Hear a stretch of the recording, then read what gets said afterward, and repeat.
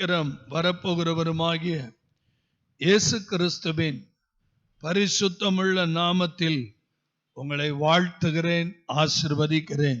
அல்லேலூயா, ஆமென்.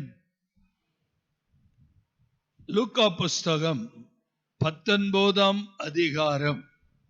லூக்கா புஸ்தகம் 19ஆம் அதிகாரம் 9ஆம் வசனம். இயேசு அவனை நோக்கி இன்றைக்கு இந்த வீட்டுக்கு ரட்சிப்பு வந்தது. இன்றைக்கு இந்த வீட்டுக்கு ரட்சிப்பு வந்தது. இவனும் ஆபிரகாமுக்கு குமாரனாய் இருக்கிறானே. இவனும் ஆபிரகாமுக்கு குமாரனாய் இருக்கிறானே. பிரியமானவர்களே, எரிகோ வழியாக இயேசு நடந்து வருகிறார். ஆயக்காரனுக்கு தலைவனும் ஐஸ்வர்யனுமாய் இருந்த சகேயு எனப்பட்ட ஒரு மனுஷன் இயேசு எப்படிப்பட்டவரோ என்று அவரை பார்க்க வகை தேடினான். அவன் குள்ளனானபடியினால் ஜனக்கூட்டத்தில் அவரை காணக்கூடாமல் அவர் போகும் வழியில் முன்னாக ஓடி அவரை பார்க்கும்படி ஒரு காட்டு மரத்தில் ஏறினான். இயேசு அந்த இடத்தில் வந்தபோது அண்ணாந்து பார்த்து அவனை கண்டு, சகேயுவே, நீ சீக்கிரமாய் இறங்கி வா, இன்றைக்கு நான் உன் வீட்டில் தங்க வேண்டும் என்றார். அவன் சீக்கிரமாய் இறங்கி சந்தோஷத்தோடே அவரை அழைத்து கொண்டு போனான்.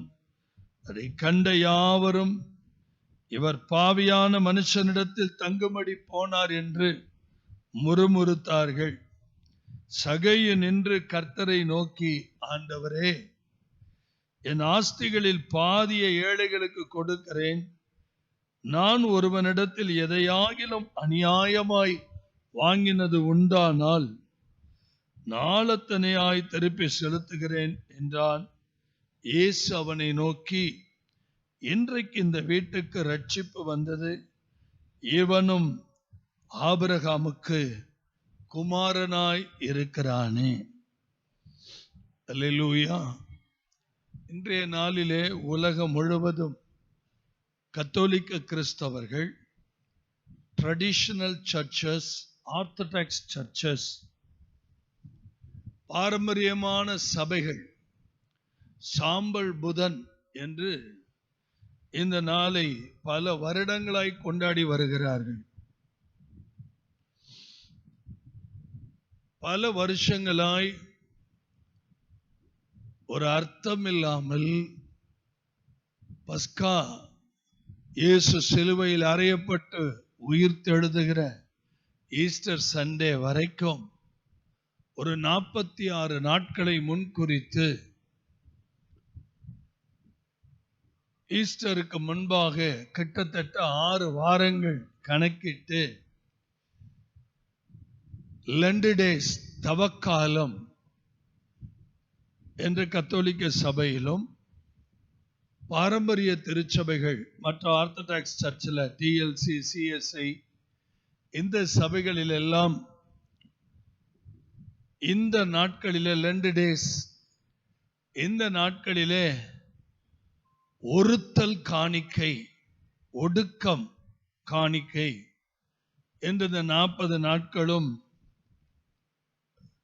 மாம்சம் புசிக்காமல், தலையில பூ வைக்காமல், ஆடம்பரமாய் வாழாமல்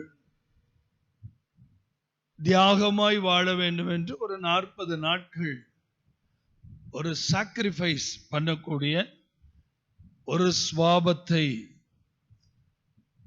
பாரம்பரியமாக ஏற்படுத்தி வாழ்ந்து கொண்டிருக்கிறார்கள்.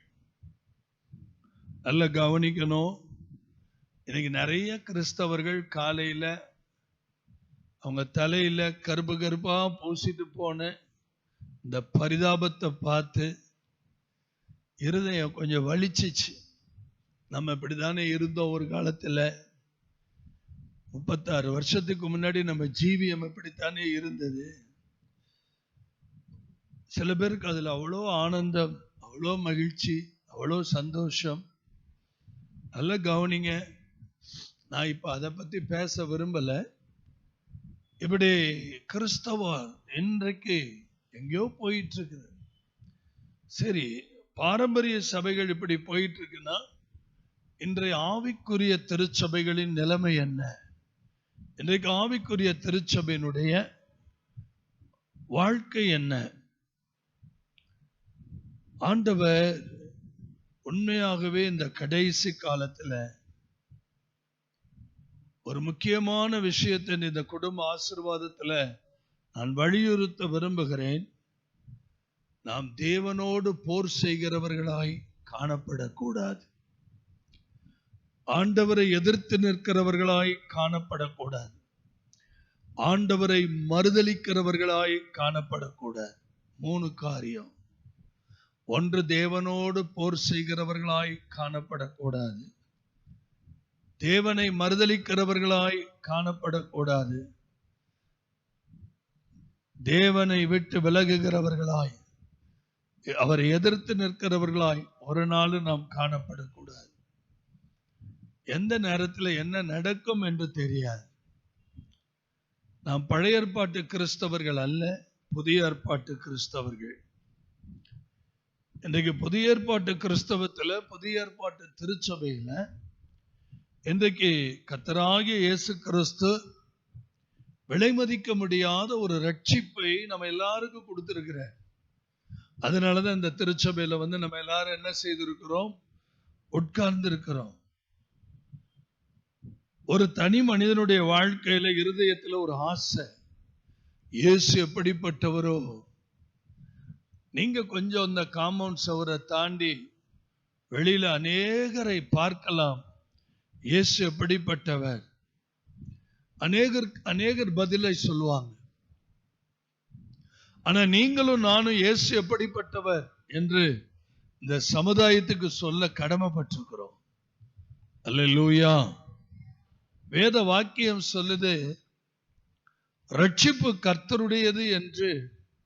யோனாவின் புத்தகம் 2:9 சங்கீத புத்தகம் 3:8 ரொம்ப அழகா இருக்குது. ரட்சிப்பு யாருடையது? கர்த்தருடையது. யோனா சொல்வாரு, நான் துதியின் சத்தத்தோடு உமக்கு பலியிடுவேன், நான் பண்ணின பொருத்தனையை செலுத்துவேன். ரட்சிப்பு கர்த்தருடையது. தாவீது சொல்வாரு, ரட்சிப்பு கர்த்தருடையது, தேவரீருடைய ஆசீர்வாதம் உம்முடைய ஜனத்தின் மேல் இருப்பதாக. சேலா அப்படின்னு பிராக்கெட்ல, சேலா அப்படின்னா அமைதியா. அந்த வசனத்தை கொஞ்ச நேரம் தியானிங்கன்னு அர்த்தம்.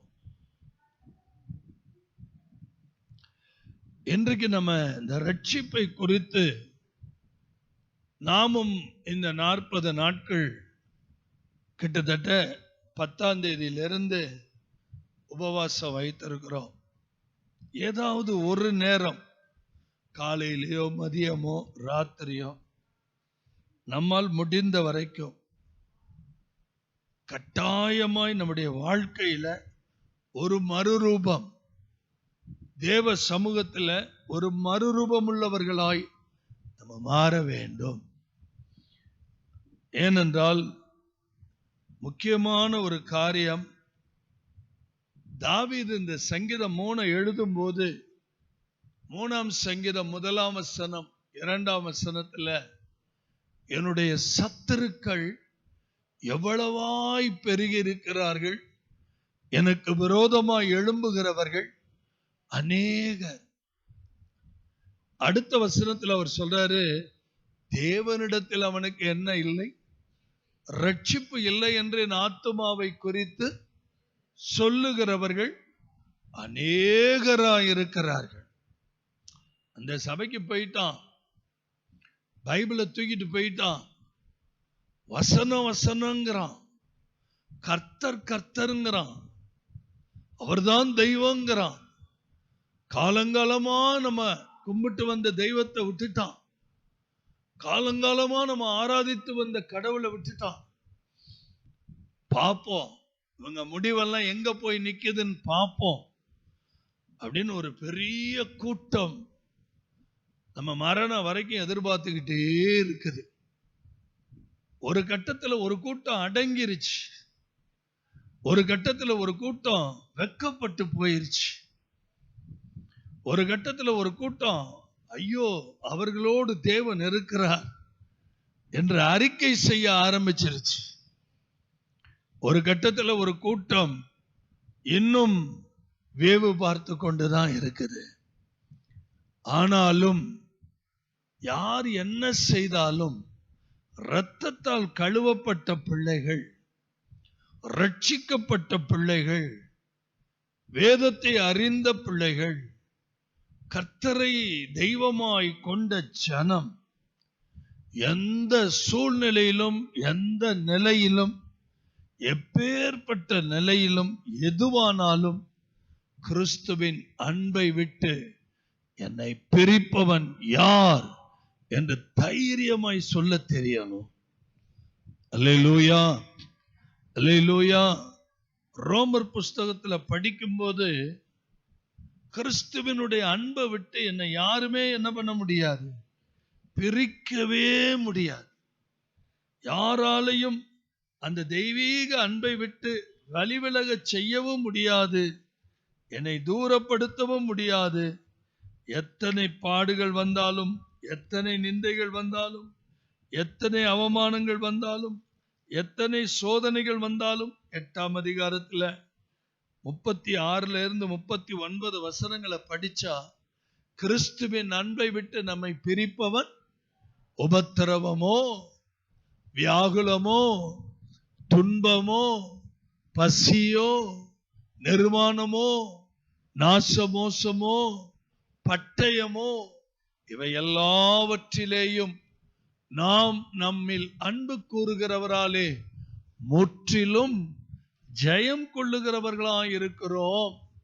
மரணமானாலும், ஜீவனானாலும், தேவ தூதர்களானாலும், அதிகாரங்களானாலும், வல்லமைகளானாலும், நிகழ்காரியங்களானாலும், வரும் காரியங்களானாலும், உயர்வானாலும், தாழ்வானாலும், வேறு எந்த சிருஷ்டியானாலும் நம்முடைய கர்த்தராகிய கிறிஸ்து இயேசுவில் உள்ள தேவனுடைய அன்பை விட்டு நம்மை பிரிக்க மாட்டாது என்று இந்த நிச்சயத்தோடு தான் நம்ம இதுவரைக்கும் வாழ்ந்துட்டு இருக்கிறோம். அல்லேலூயா. இந்த நிச்சயம் மரண வரைக்கும் நம்மோட இருக்குது. ஆகையினால நம்ம சில காரியங்களை கர்த்தருடைய சமூகத்தில் தைரியமாய் அறிக்கை செய்ய வேண்டும். இந்த ரட்சிப்புனா என்ன? ரட்சிப்பு அநேகர் உங்களை பார்த்து கேட்கலாம், இல்ல நீங்க அநேகரை பார்த்து கேட்கலாம், ரட்சிக்கப்பட்டிருக்கீங்களா அப்படின்னு கேட்டீங்கன்னா அவங்க என்ன சொல்வாங்க? நான் ரட்சிக்கப்பட்டிருக்கிறேன். எப்படி? ரட்சிப்புனா என்ன? ரட்சிப்புக்கு ஒரு அழகான வார்த்தை நல்லா கவனிச்சீங்கன்னா சோட்டாரியா அப்படின்னு சொல்லி ஒரு கிரேக் வேர்டு இருக்கு, ஒரு கிரேக்க வார்த்தை. அதனுடைய explanation Xavier in turn from. நல்ல கவனிங்க. உலகத்துல கர்த்தருக்கு நேரா, இயேசுவுக்கு நேரா மனம் திரும்புகிற ஒரு காரியம், அது ஆங்கிலத்துல ஜோ ஜோ எஸ் ஓ இசட் ஓ இல்ல இசட் ஓ போட்டாலும் தப்பு இல்லை. சேவ் அல்லது ரெஸ்கியூ அல்லது டெலிவர், இந்த வார்த்தையெல்லாம் எது குறிக்கிறது? பாதுகாக்கப்படுதல், விடுவிக்கப்படுதல், குணமாக்கப்படுதல், ஆபத்திலிருந்து தூக்கிவிடப்படுதல், நரகத்திலிருந்து நரகத்துக்கு போகாமல் மீட்கப்படுதல், சாபத்திலிருந்து, பாவத்திலிருந்து. இந்த பயங்கரமான உலகத்துல நீங்களும் நானும் நினைச்சே பார்க்க முடியாத ஒரு மகா பெரிய ஒரு வல்லமை நம்மை தொட்டு நம்மை தூக்கி எடுத்து இப்படி அருமையாய் கொண்டு வந்து அவருடைய சபையில நம்ம உட்கார வைத்திருக்கிறார். சபை கர்த்தருடையது, சபை தேவனுடையது. இந்த விலை மதிக்க முடியாத ரட்சிப்பை நம்ம நினைக்கும் போதெல்லாம் உள்ளத்தின் ஆழத்துல இனம் புரியாத ஒரு சந்தோஷம். ஆண்டவரை எவ்வளவு பெரிய இருளில் இருந்து, எவ்வளவு பெரிய நரக குழியிலிருந்து, எவ்வளவு பெரிய ஆபத்திலிருந்து என்னை மீட்டு எடுத்திருக்கிறீங்க ஆண்டவரே, உமக்கு ஸ்தோத்திரம். ஏன்னா சங்கீதம் 14:7 சியோனிலிருந்து இஸ்ரவேலுக்கு என்ன வருவதாக, ரட்சிப்பு வருவதாக. சங்கீதத்தில் இப்படி ஏராளமான இடத்துல பக்தன் சொல்றான், சியோனிலிருந்து என்ன வருவதாக, ரட்சிப்பு வருவதாக. சங்கீதம் 27:1 தாவீது இப்படி எழுதுறார், என் வெளிச்சமும் என் ரட்சிப்புமானவர், யாருக்கு நான் பயப்படுவேன்? கர்த்தர் என் ஜீவனின் அரணானவர், யாருக்கு நான் அஞ்சுவேன்? அல்லேலூயா, அல்லேலூயா. அப்ப தேவனே நம்முடைய ரட்சிப்பா இருக்கிறார். நல்ல கவனிங்க, கர்த்தர் தான் நமக்கு ரட்சிப்பு. அதுக்கு ஆதாரமா ஏகப்பட்ட வசனங்கள் இருக்கிறது. சங்கீதம் 35:3 சங்கீதம் 35:3 பார்த்தீங்கன்னா, என்னை துன்பப்படுத்துகிறவர்களோடு எதிர்த்து நின்று ஈட்டியை ஓங்கி அவர்களை மறித்து, நான் உன் ரட்சிப்பு என்று என் ஆத்துமாவுக்கு சொல்லும். அல்லேலூயா. எனக்கு விரோதமா ஒரு கூட்டம் இருக்குது, எனக்கு விரோதமா ஒரு கூட்டமே நிக்குது. ஆனா அவங்களை எல்லாம் ஆண்டவரே நீர் எதிர்த்து நின்று அவர்களை மறித்து என் பிள்ளைக்கு நான் ரட்சிப்புன்னு சொல்லுங்க ஆண்டவரே. அல்லேலூயா. ஆத்துமாவுல ரட்சிப்பு, சரீரத்துல ரட்சிப்பு, ஆவியில ரட்சிப்பு. நல்ல கவனிங்க, இந்த சங்கீதத்துல 37ஆம் சங்கீதத்துல 39வது வசனத்துல பக்தன் என்ன சொல்றாருன்னா, நீதிமான்களுடைய ரட்சிப்பு யாரால வருமா? கர்த்தரால் வரும். இக்கட்டு காலத்தில் அவரே அவர்களுக்கு அடைக்கலம். இந்த ரட்சிப்பை குறித்து நம்ம கிறிஸ்மஸ் டைமிங்ல அதிகமா நம்ம தியானிக்கிறோம். ஆனால் ஒவ்வொரு நாளும் இந்த ரட்சிப்புக்காக நன்றி சொல்லணும். ஒவ்வொரு நிமிடமும் ஆண்டவருக்கு நாம் நன்றி சொல்ல கடமைப்பட்டவர்களாய் இருக்கிறோம். அல்லேலூயா. இம்மானுவேல் அப்படின்னு சொன்ன என்ன? தேவன் நம்மோடு. இம்மானுவேல்னா என்ன? தேவன் நம்மோடு, இரட்சகர். அவருக்கு இயேசு என்று பெயரிடுவார்கள். ஏனென்றில் தமது ஜனங்களின் பாவங்களிலிருந்து அவர்களை என்ன செய்வார்? ரட்சிப்பார். தயவு செய்து நம்ம ரட்சிக்கப்பட்டிருக்கிறோம். உண்மையாகவே நம்ம ரட்சிக்கப்பட்டிருக்கிறோமா? இந்த ரட்சிப்பை நம்ம தினந்தோறும் அலசணும். நம்முடைய ரட்சிப்பு சரியா இருக்குதா? உண்மையாகவே நான் ரட்சிக்கப்பட்டவனா? ஏன்னா ரட்சிக்கப்பட்டவர்கள் எப்படி இருப்பாங்கன்னு வேதத்துல நிறைய காரியங்கள் இருக்குது. இதை ஒரு சின்ன நேரத்துல நம்ம அவ்வளவையும் தியானிக்க முடியாது. ஆனால் ஒரு முக்கியமான காரியம், இந்த ரட்சிப்பை குறித்து நம்ம பார்க்கும்போது சங்கீதம் 119ஆம் சங்கீதம் 81வது வசனத்துல பாருங்க, தவிக்கிறது. உம்முடைய வசனத்துக்கு நான் ஒவ்வொரு நாளும் அவருடைய மீட்பு நமக்கு தேவையா இருக்குது. அல்லேலூயா. பாவத்திலிருந்து, பயங்கரத்திலிருந்து, பொல்லாத சூழ்நிலைகளிலிருந்து, இப்ப ஒரு விசேஷமா இப்ப திருமணம் ஆகாத பிள்ளைங்க உண்மையாகவே ஆண்டவரே இந்த சமுதாயம் என்னை ஏளனப்படுத்தாதபடி உம்முடைய ரட்சிப்புக்கு என் ஆத்துமா தவிக்கிற அந்த thirst நமக்குள்ள இருக்கணும். அந்த thirst நமக்குள்ள இருக்கணும். ஒரு தேவ பிள்ளை 100% கர்த்தரை சார்ந்து நிக்கணும். கர்த்தரை முகமுகமா தேடணும். கர்த்தரிடத்துல அறிக்கை செய்து விடவே கூடாது. உங்களுக்கெல்லாம் தெரியாது, என்னுடைய வாழ்க்கை கட்டப்பட இரவும் பகலும் நான் செலுத்திருக்கிற கரையம், அதெல்லாம் நினைச்சு பார்க்கவே முடியாது. கரையம், அது பட்டிருக்கிற அவமானம், செலுத்தி இருக்கிற நேரம், படித்திருக்கிற வேதம், போட்டிருக்கிற முழங்கால் கணக்குலே அடங்காதுங்க. அதெல்லாம் சொன்னா யாருக்கு இன்னைக்கு இருக்கிற ஆட்களுக்கெல்லாம் புரியாது. இன்னைக்கு இருக்கிறவங்களுக்கெல்லாம் அதெல்லாம் விளங்காது. முதல்ல அவ்வளவு விலைக்கரையம் தான் ஒரு பெரிய தலைமுறைக்கே எங்க குடும்பத்தை ஆசீர்வாதமா மாத்துச்சு. ஒரு ஊழியக்காரனுக்கு மட்டும் ஒரு மனைவி சரியா அமையலன்னு வச்சுக்கோங்க, முடிஞ்சிச்சு கதை, முடிஞ்சிச்சு.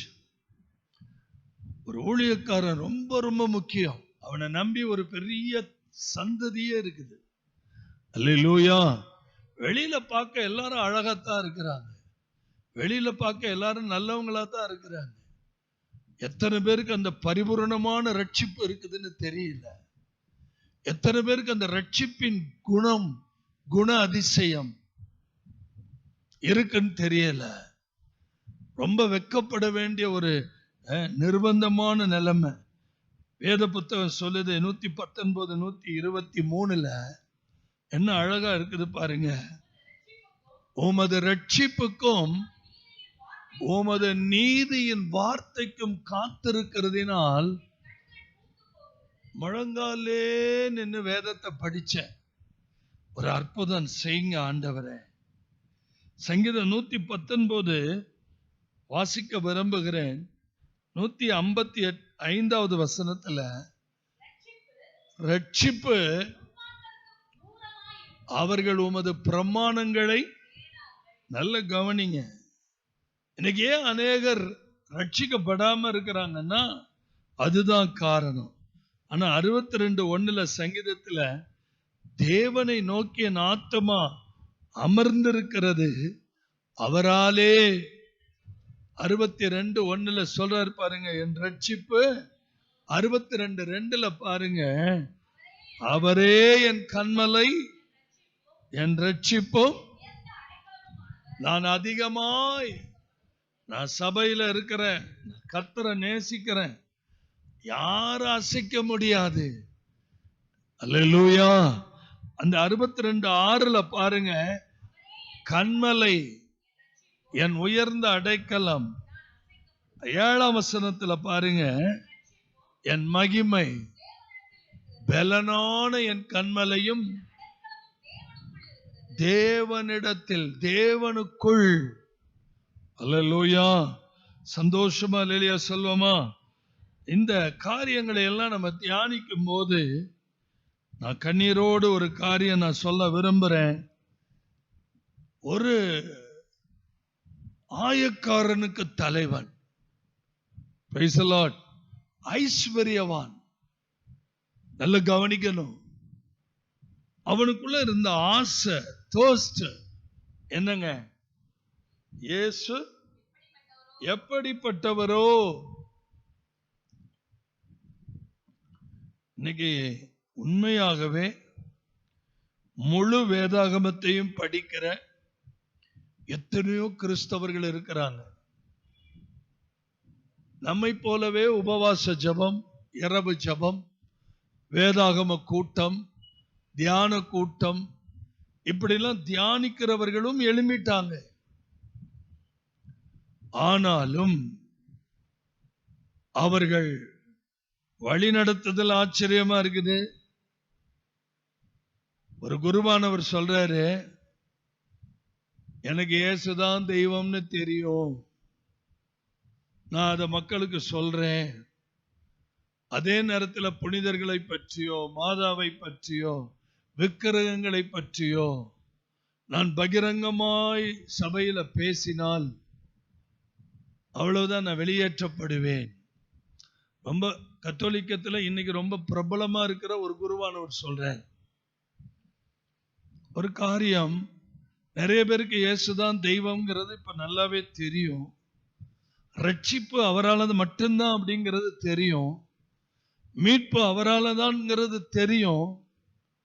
ஆனாலும் முழுமையா இயேசுவை சார்ந்து நிற்கிற ஒரு அனுபவம் அவங்களுக்குள்ள வரல.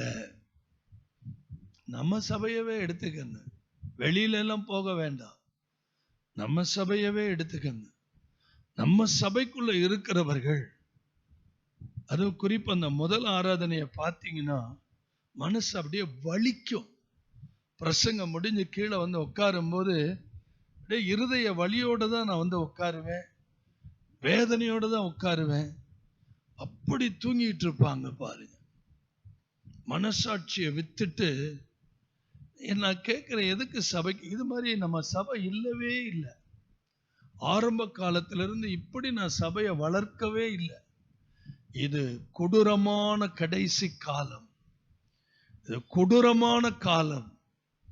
இன்னைக்கு மனுஷர்கள் தன்னுடைய விருப்பத்தை சபையில நிறைவேற்றணும்னு துடிக்கிற காலம், தங்களுடைய இச்சைக்கு ஏற்ற போதகர்களை தேடுகிற காலம். நான் விரும்புறது சபையில நடக்கணும், என்னுடைய ஆதிக்கம் இருக்கணும். ஒரு நாள் இந்த சபையை பொறுத்த வரைக்கும் யார் நினைச்சாலும் அப்படி இருக்க முடியாது. அல்லேலூயா. அப்படி இருந்த கர்த்தரே தூக்கிடுவார். நான் ஒன்றும் செய்ய மாட்டேன், கர்த்தரே தூக்கிடுவார். இது ஆதிக்கம் பண்ற இடம் இல்லை, இது சத்தியத்துல நடக்கிற இடம். அல்லேலூயா. என் ரட்சிப்பும் என் மகிமையும் தேவனிடத்தில் இருக்கிறது. நல்ல கவனிங்க, கொஞ்சம் தயவு செய்து நல்ல கவனிங்க. ரொம்ப முக்கியமான இந்த ரட்சிப்புங்கிறது ஒரு தீவட்டி மாதிரி. கீபோர்ட் பிளே பண்ண தம்பி, உங்களுக்கெல்லாம் தெரியாது, என்னுடைய 21 வயசுல அந்த பாட்டை எழுதினேன். அழுது அழுது அழுது அழுது எழுதினேன். ஏசாயா தீர்க்க தரிசன புத்தகம் 62ஆம் அதிகாரத்தை படிச்சு, என் தேவனே என் வேண்டுதல் உம் பாதத்தில் வந்தடையும். என் தேவனே என் வேண்டுதல் உம் பாதத்தில் வந்தடையும். அப்போது நான் உம் ரட்சிப்பை கண்டு கலிகூறுவேன். அப்போது நான் உம் ரட்சிப்பை கண்டு கலிகூறுவேன். உம் ரட்சிப்பு தீவட்டி போல், உம் நீதியும் வெளிச்சத்தை போல். உம் ரட்சிப்பு கத்தோலிக்க சபைக்கு ராத்திரி 9 மணிக்கு முட்டிக்கால் போட்டவன் அதிகாலையில் 5 மணிக்கு தான் எந்திரிச்சேன். அழுது அழுது அழுது ஜெபிக்கும் போது இந்த ராகமும் பாட்டும் என் இருதயத்துல கத்தர் வச்சார். வாலிப நாட்கள்ல 22 வயசுல 1995 ஏவிஎம் ஸ்டுடியோவில் இந்த பாட்டை பாடினேன். உம் ரட்சிப்பு தீவட்டி போல், உம் நீதியும் வெளிச்சத்தை போல். உம் ரட்சிப்பு தீவட்டி போல், உம் நீதியும் வெளிச்சத்தை போல் பிரகாசிக்கும் வரையிலும் நான் மௌனமாயிருக்க மாட்டேன். பாடலாமே. பிரகாசிக்கும் வரையிலும் நான் மௌனமாயிருக்க மாட்டேன். என் தேவனே என் வேண்டுதல் உம் பாதத்தில் வந்தடையும். என் தேவனே என் வேண்டுதல் உம் பாதத்தில் வந்தடையும். இரவு பகல் ஜெபித்திடுவே உம் பாதத்தில் கண்ணீர் விடுவே. இரவு பகல் ஜெபித்திடுவே உம் பாதத்தில் கண்ணீர் விடுவே. என் மக்களை மீட்கும் வரை மௌனமாயிருக்க மாட்டேன். கத்தோலிக்க மக்களை மீட்கும் வரை மௌனமாயிருக்க மாட்டேன். இதே சொல்லி சொல்லி பாடுவேன். கத்தோலிக்க மக்களை மீட்கிற வரைக்கும் நான் மௌனமா இருக்க மாட்டேன். ஆனா என் வாழ்க்கையே மாறிடுச்சு. நான் இப்ப கத்தோலிக்க மக்களை பத்தி கவலைப்படுறதே இல்லை. அதற்கு மாறாக கர்த்தர் எனக்கு புறஜாதி மக்களா கொடுக்க ஆரம்பிச்சார். ஊழியமே வித்தியாசமா போயிருச்சு. நான் அழுததெல்லாம் கத்தோலிக்க மக்களுக்கு, ஆனா எனக்கு கிடைச்சதெல்லாம் புறஜாதி மக்கள். அல்லேலூயா. ஆமா, நான் உண்மையை ஓப்பனா சொல்றேன். எனக்கு உண்மையாகவே இப்ப கத்தோலிக்க மக்களை பார்த்தா அழுக வரல, வேதனை தான் வருது.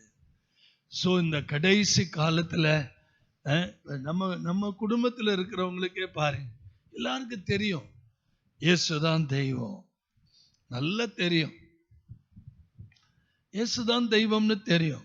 நான் இன்னமும் ஒரு படி கூடுதலா சொல்றேன். கர்த்தர் நமக்கு சொந்த இடத்தை கொடுத்து, கல்லறை தோட்டமும் பெரிய அளவுல கொடுத்து, எல்லா வசதி வாய்ப்புகள் கொடுத்தா கூட இன்னும் அந்த விக்கிரகத்தை விட்டு, பாரம்பரியத்தை விட்டு, அசுத்தத்தை விட்டு விலகி வர்றதுக்கு நிறைய பேர் என்னவா இல்ல ஆயத்தமா இல்ல. அவங்க இருதயத்தை பிசாசு கட்டி வச்சிருக்குது. அவங்க இருதயம், கண்கள் திறக்கப்படல. நீங்க எல்லாம் எவ்வளவு பாக்கியவான்கள், எவ்வளவு பாக்கியவான்கள். நமக்கு நேரம் ரொம்ப குறைவா இருக்கிறதுனால இந்த ரட்சிப்பு குறித்து 3 காரியம், அதாவது எப்படி ரட்சிக்கப்படணும் ஒரு மனுஷன் அப்படிங்கிறத தயவு செய்து நல்லா புரிஞ்சுக்கங்க. கர்த்தருக்கு ஸ்தோத்திரம். எப்படி ஒரு மனிதன் ரட்சிக்கப்படுவான், நல்ல கவனிங்க. முதல்ல ரோமர் 10ஆம் அதிகாரம் 13ஆம் வசனம். சத்தமா படிப்பீங்களா? ஆதலால், நல்ல வலது கரத்தை உயர்த்தி அல்லேலூயா சொல்லுங்க. Call on the name of the Lord. முதல் காரியம் கர்த்தருடைய நாமம், வேற நாமமே கிடையாது. அல்லேலூயா. வேற எந்த சாமியவோ எந்த நாமத்தையோ சொல்லி கூப்பிடுறதுக்கு நமக்கு ஆண்டவர் அதிகாரம் கொடுக்கல. கர்த்தருடைய நாமத்தை தொழுது கொள்ளுகிற எவனும், முதல் குறிப்பு அதுதான். இரண்டாவது குறிப்பு, believe in your heart. என்ன செய்யணும் பைபிள் சொல்லுது? அப்போஸ்தலர் நடபடிகள் 16ஆம் அதிகாரம் 30-31ஆம் வசனத்தை பாருங்க. ஆண்டவன்மாரே, ஜெயில் சூப்பரண்டன் கேட்கிறான், ரட்சிக்கப்படுறதுக்கு நாங்க என்னையா செய்யறது? அழகா பதில் சொல்றார் பாருங்க. believe in your heart. உன் இருதயத்துல நீ என்ன பண்ண? விசுவாசி. அப்போது நீ மட்டும் இல்ல, உங்க பிள்ளைங்க, உங்க குடும்பம், உங்க மனைவி, உங்க வீடு, எல்லாருமே என்ன செய்யப்படுவீங்க? ரட்சிக்கப்படுவீர்கள். இதை விட இந்த உலகத்துல பாக்கியம் எதுவுமே இல்லைங்க. மூணாவது, கன்ஃபஸ் இன் யுவர் மவுத். வாயினால அறிக்கை பண்ணணுமா? ரோமர் 10ஆம் அதிகாரம் 9, 10, 11 வசனங்களை பாருங்க. வாயினால அறிக்கப்பட்டு தேவன் அவரை மரித்தோரிலிருந்து எழுப்பினார் என்று எல்லாரும் தயவு செய்து கவனிங்க. மூணே காரியம், கர்த்தருடைய நாமத்தை தொழுது கொள்ளுதல். இரண்டாவது, கர்த்தராகிய இயேசு கிறிஸ்துவை விசுவாசித்தல். மூன்றாவது, அவரே தேவன் என்று அறிக்கை செய்தல். whatever you confess, உன் வாயினால் அறிக்கை செய்ய வேண்டும். நீதி உண்டாக இருதயத்திலே விசுவசிக்கப்படும், ரட்சிப்பு உண்டாக.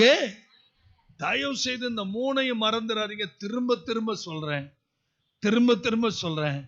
கர்த்தருடைய நாமத்தை மட்டும் தொழுது கொள்ளுதல், கர்த்தருடைய நாமத்தை மட்டும் விசுவசித்தல், கர்த்தரை மாத்திரம் வாயினால் அறிக்கை பண்ணுதல்.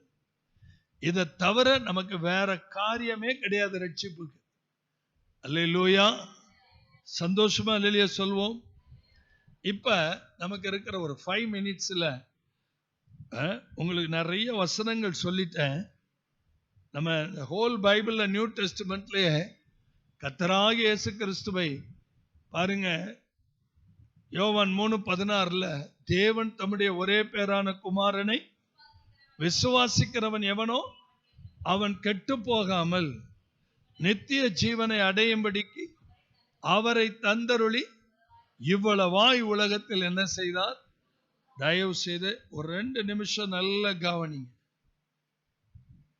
நம்ம சபைக்குள்ள வர்றாங்க, பாவங்களை அறிக்கை செய்யறாங்க, ஞானஸ்தானம் எடுக்கிறாங்க, பரிசுத்த ஆவி வரங்களை பெறாங்க, ரெகுலரா சபைக்கு வர்றாங்க. Praise the Lord. அப்ப அவங்களுக்குள்ள ஒரு ஆழமான நம்பிக்கை இருக்குது. என்ன நம்பிக்கை இருக்குது? நான் என்ன செய்யப்பட்டிருக்கிறேன்? ரட்சிக்கப்பட்டிருக்கிறேன். அல்லேலூயா, ஆமென். இந்த ரட்சிப்பு கர்த்தரால மாத்திரம்தான் நமக்கு கிடைக்கும், வேற வழியே கிடையாது. Praise the Lord. இது நம்ம எல்லாருக்குமே நல்லா தெரியும். ஆனாலும் நம்முடைய ரட்சிப்புக்கு சில அடையாளங்கள் இருக்குது. நம்முடைய ரட்சிப்புக்கு சில காரியங்கள் நம்முடைய வாழ்க்கையில் இருக்குது. அந்த காரியத்தை மட்டும் நான் சொல்லி முடிக்கிறேன். இயேசுவை பார்க்கணும்னு மட்டும்தான் அவன் ஆசைப்பட்டான். ஆனா இயேசு ஒரு வார்த்தை சொன்னார். இன்னைக்கு நான் உன் வீட்டுக்கு இன்னைக்கு நான் உன் வீட்டுக்கு வந்து என்ன பண்ணணும்? உன் வீட்டுக்கு வந்து நான் என்ன பண்ணணும்? தங்கணும். இந்த ரட்சிப்பினுடைய முதல் அடையாளம் என்ன தெரியுமா? அவனுக்குள்ள ஒரு இனம் புரியாத சந்தோஷம் இருக்கும். அதுதான் இயேசு. Praise the Lord. நீங்க ரட்சிக்கப்பட்டிருக்கீங்க அப்படிங்கிறதுக்கு ஒரு அடையாளம், உங்க வீட்டுல ஒரு சமாதான நதி ஓடிட்டு இருக்கும்.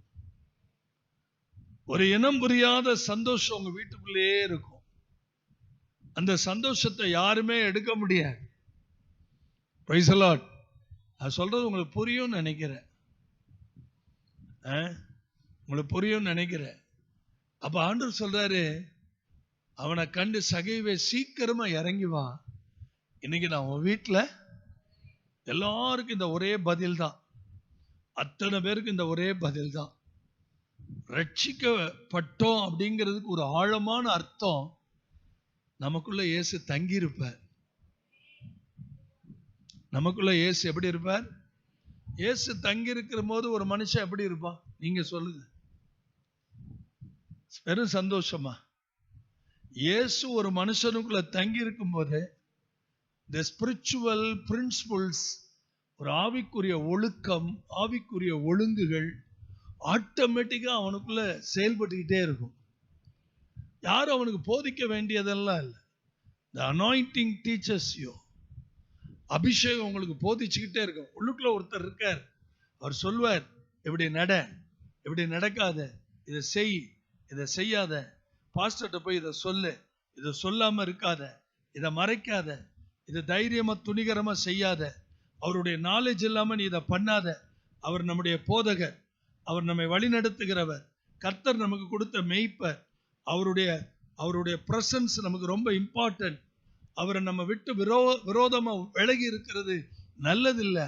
சபையில் ஐக்கியமா இருக்கணும், அன்பா இருக்கணும், ஒவ்வொருத்தரையும் நேசிக்கணும், ஒவ்வொருத்தரும் குடும்பத்தை விசாரிக்கணும், ஒவ்வொருத்தருடைய அந்நுண்ணியமா இருக்கணும், ஐக்கியமா இருக்கணும், ஏழைகளுக்கு உதவி செய்யணும். இதெல்லாம் இந்த ரட்சிப்பு போதிச்சுக்கிட்டே இருக்கும். அல்லேலூயா.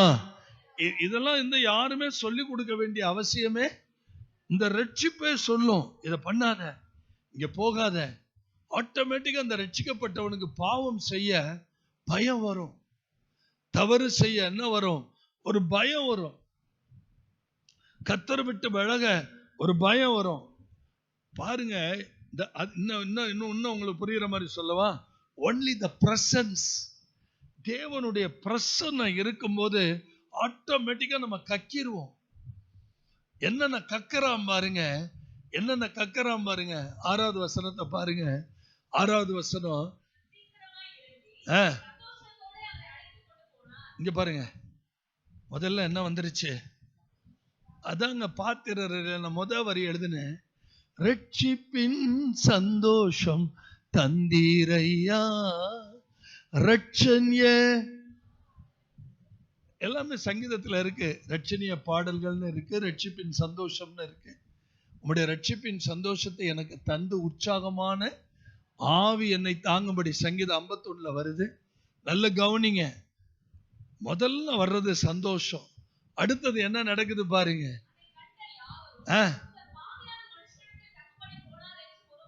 எல்லாருக்கும் நம்மள பாவின்னு தெரியுங்க. ஏன்னா ஏற்கனவே நம்ம எல்லாருமே அவங்களோட கூட்டாளியா இருந்தோம். சத்தமா சந்தோஷமா ஏற்கனவே நம்ம எல்லாருமே அவங்களோட என்னவா இருக்கோம்? கூட்டாளி. அவங்களோட சேர்ந்துதான் சினிமா போயிட்டு இருந்தோம். இப்ப நம்ம அவன் கூப்பிடும் போது வரலன்னு சொல்லிவிட்டோம். அது அவனுக்கு என்ன ஆயிருச்சு? இப்ப சொல்லுங்க. இது தெசலோனிக்கேயர்ல இருக்கு. அவங்கள போல நம்ம பாவம் செய்யலைங்கிறதுனால இப்ப நம்ம மேல என்ன ஆயிட்டாங்க? டென்ஷன் ஆயிட்டாங்க. இன்னும் ஒரு வார்த்தை கூடவே சொல்லுவாங்க, இந்த சகைரஜி தானே அவங்கள கெடுத்தான், அவனை உண்டா வெட்டுறேன் பாரு, பேராங்குளம் சைடு வரட்டும் அப்படின்னு ஒருத்தர் அருவாளை வச்சுக்கிட்டே இருந்தார் என்னை வெட்டுறதுக்கு. அங்கிட்டு வரட்டும். ஒருத்தர் போஸ்டர் ஒட்டுறதுக்கு ரெடியா இருந்தார். அவர் போஸ்டர் ஒட்டுறேன் பாரு அப்படின்னு. நான் ஒரு காரியம் சொல்றேன், யார் ரட்சிக்கப்பட்டாலும் என் மேலதான் கோவம் வரும். ஆனா ரட்சிக்கிறவர் அவரு. எனக்கு இது சம்பந்தமே கிடையாது. உங்களை போலதான் நானும். ஆனா உங்களை ரட்சிப்புல நடத்தினது கர்த்தர். உங்கள் மீட்பர் உங்கள் நடுவுல இருந்து உங்களை தூக்கி சுமக்கிறார். அல்லேலூயா. இந்த ரகசியம் தெரியலங்க நிறைய பேருக்கு. பாருங்க, எல்லாரும் என்ன பேசுறாங்க? ரோட்ல நின்னு பாவிகிட்ட போறார், பாவிகிட்ட போறார் அப்படின்னு முறுமுறுக்கிறாங்க. அடுத்த வசனம் பாருங்க. இப்ப என்ன ஆயிட்டான்? சகையோ நின்னு எல்லாரும் என்ன பாருங்க, இது வரைக்கும் அவனுக்கு பணம் தாங்க ஆண்டவரா இருந்துச்சு. இப்பதாங்க முத இயேசுவை பார்த்து ஆண்டவரேன்னு சொல்றான். கை தட்டுங்க. அல்லேலூயா. இது வரைக்கும் அவனுக்கு எதுதான் ஆண்டவர்? பணம் தான், ஐஸ்வர்யவான். இன்னைக்குதான் முத வாயை திறந்து இயேசுவை பார்த்து ஆண்டவரேங்கிறான். ஆண்டவரே கேட்டாரா? அவரு எங்கடா உன் பணம், கொள்ளையடிச்ச பணம்னு கேட்டாரா? கேட்கவே இல்லை. The presence. ஒண்ணு தெரியுமா உங்களுக்கு? இந்த பிரசன்ஸ் எங்க இருந்து வரும் தெரியுமா? பைபிளை படிச்சுக்கிட்டு இருக்கும் போதே இது நம்மளை கிழிச்சு எறியும். நம்ம முகத்தறிய கிழிக்கும், இருதயத்தை கிழிக்கும், உள்ளந்திரியங்களை கிழிக்கும். அந்த பிரசன்னத்தை விட்டு நம்ம கடந்து போக முடியாது. ஆட்டோமேட்டிக்கா நம்ம பாவ அறிக்கை பண்ணிடுவோம். அல்லேலூயா. ஆட்டோமேட்டிக்கா சொல்றான், ஆஸ்திய பாதிய நான் இங்க கொடுத்துறேன், ஏழைகளுக்கு கொடுத்துறேன். அடுத்தது பாருங்க, ஒருவனிடத்தில் அடே அப்பா, 1 ரூபா வாங்கியிருந்தா நான் எவ்வளவு கொடுத்துறேன்? 4 ரூபா கொடுத்துறேன். 4000 வாங்கியிருந்தா எவ்வளவு கொடுக்கிறேன்? 16,000 ரூபா கொடுத்துறேன். கர்த்தாவே. அடுத்த வார்த்தையை கவனிங்க. இப்ப பாருங்க, இப்ப அவன் பேசி முடிச்சிட்டானா? உங்களுக்கு விஷயம் தெரியுமா? ஜெபத்துல ஒரு கட்டத்துல நீங்க போகும்போது அந்த பிரசன்னத்துல ஊற்றி அழுதுருவீங்க. உங்க இருதயத்துல இருக்கிற அத்தனை வாந்தி எடுத்துருவீங்க. அதுதாங்க உண்மையான ஜெபம். அந்த தெய்வீக பிரசன்னத்துல அடி வயித்துல இருக்கிறதெல்லாம் வெளியில வந்துடும். இருதயத்துல இருக்கிறதெல்லாம் வெளியில வந்துடும். நான் ஏற்கனவே சொன்னேன், இப்பயும் சொல்றேன். ஆபரேஷன் பண்ணி நான் பிழைக்க மாட்டேன் அப்படிங்கன்னு எனக்கு தெரிஞ்சு போச்சு. ஏன்னா அப்படிதான் பேசிக்கிட்டாங்க பக்கத்துல இருந்தவங்க எல்லாருமே. அப்ப நான் என் மனைவியை மட்டும் வர சொல்லி கை கூப்பி, சபைக்கோ உனக்கோ அல்லது வெளி நபருக்கோ நான் ஏதாவது தவறு செய்திருந்தா தயவுசெய்து என்னை மன்னிச்சிருப்பான்னு சொன்னேன். எனக்கு அந்த பயம் வந்தது. நான் மன்னிப்பு கேட்டேன். ஒரு மனுஷன் எவ்வளவு ஆட்டம் போட்டாலும், உலகம் முழுவதையும் தனதாக்கி கொண்டாலும், தன் ஆத்துமாவை கெடுத்து நஷ்டப்படுத்தினால், இத்தனை வருஷம் ஊழியம் பண்ணி நரகத்துக்கு போனா எப்படிங்க இருக்கும்? இத்தனை வருஷம் ஊழியம் பண்ணி கர்த்தரை விட்டு விலகி நின்னா எப்படி இருக்கும்? எவ்வளவு பரிதாபம், எவ்வளவு வேதனை. வேத வசனம் என்ன சொல்லுது? ஆண்டவர் அவனை பார்த்து, இன்னைக்கே இந்த வீட்டுக்கு என்ன வந்துருச்சு, ரட்சிப்பு வந்துருச்சு, இவன் யாருடைய குமாரன். ஏன் ஆபிரகாம் குமாரன் சொன்னாரு? ஆபிரகாம் எங்க இருந்தாரு? ஆபிரகாம் மடியில யார் இருந்தா? ஆபிரகாம் மேல இருந்தது கன்ஃபார்ம்டா. பேச மாட்டேங்கிறீங்களே. அதனாலதான் சொன்னாரு, இப்ப அவன் ஆபிரகாம் குமாரன். அப்புறம் என்ன, உனக்கு பரலோகம்பா, ரட்சிப்பு வந்துருச்சு உனக்கு, கட்டாயம் உனக்கு என்ன உண்டு, பரலோகம். நம்முடைய ரட்சிப்பை பாதுகாக்கணும். நான் ரட்சிப்பை குறித்து தொடர்ந்து பேசுறேன். இன்னைக்கு ஒன்று சொல்லி உங்களை அனுப்புறேன். உங்க கணவர் ரட்சிப்புக்காக, உங்க பிள்ளைங்க ரட்சிப்புக்காக, உங்க மனைவி ரட்சிப்புக்காக, உங்க குடும்ப ரட்சிப்புக்காக தயவு செய்து இன்னையிலிருந்து 1 மணி நேரமாவது பெருமூச்சு விட்டு ஜெபிக்க நேரம் இல்லைன்னா, இடம் இல்லைன்னா, அதற்கான ஒரு இடத்தை கண்டுபிடிச்சு எப்படி ஆகிலும் நீங்க ஜெபிக்க ஆரம்பிங்க. ஆமென் சொல்லுங்க. இம்மாத வாக்குத்தத்தம் எசேக்கியேல் 12:28 படி, என் வார்த்தை தாமதிப்பதில்லை, என் வார்த்தை சீக்கிரமாய், என் வார்த்தை தாமதிப்பதில்லை, என் வார்த்தை என்ன செய்யும், நிறைவேறும். அல்லேலூயா. அதே மாதிரிதான் என் ரட்சிப்பு தீவிரமாய், என் ரட்சிப்பு தீவிரமாய் வரும்னு கர்த்தர். ஆமா, என் ரட்சிப்பு தாமதிப்பதில்லை. ஏசாயா 46:13 படிமா. ஏசாயா 46:13.